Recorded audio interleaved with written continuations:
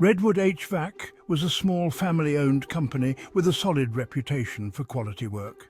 Known for solving even the trickiest heating and cooling problems, the crew worked hard every day, earning the respect of their customers. But as great as these tradespeople were, there was something off about a few of them.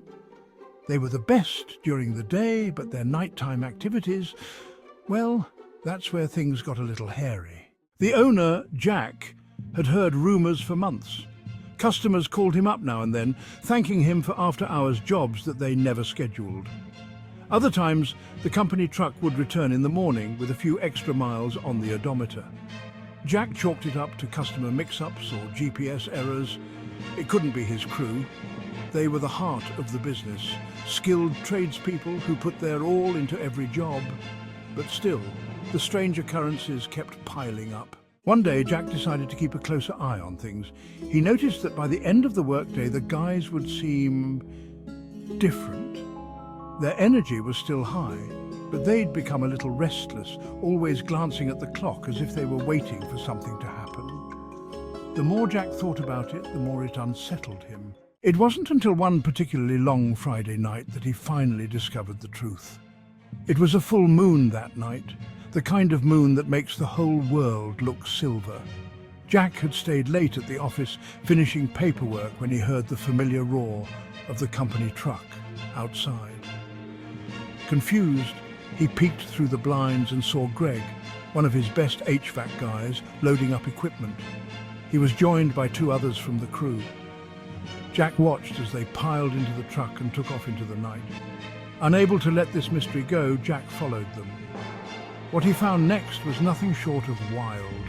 The truck pulled up to a quiet suburban neighborhood where Greg and the crew quickly set to work. They were fixing a customer's air conditioning unit, no doubt about it.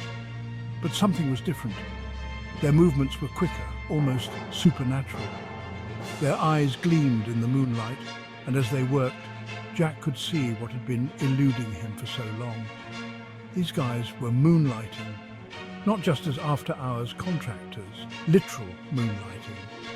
Under the glow of the full moon, they were like wolves, driven by some primal urge to keep working long after the sun had set. They weren't malicious.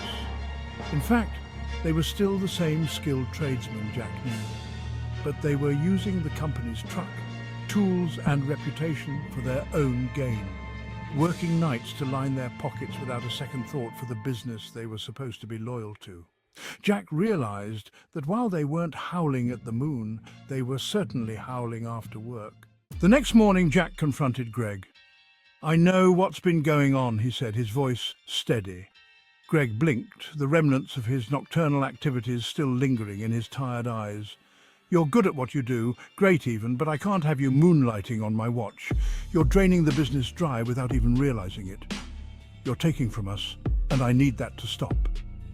Greg looked down, caught between his daytime loyalty and his nighttime hustle. "We didn't mean any harm, Jack," he finally muttered.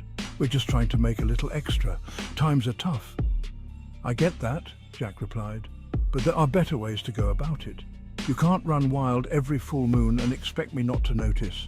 We'll figure out a way to help you out, but this moonlighting business, it's got to stop." And so, the Werewolves of Redwood HVAC went back to being just tradespeople, at least during the day. As for the nights, well, Jack made sure that if anyone was working overtime, it was for the company's benefit, not just the pull of the moon. From then on, the crew at Redwood HVAC remained the best at what they did, on the clock and off. But every now and then, under the full moon, Jack couldn't help but wonder if a little bit of that wild energy still lingered in the air. After all, once you've run with wolves, it's hard to ignore the call of the night.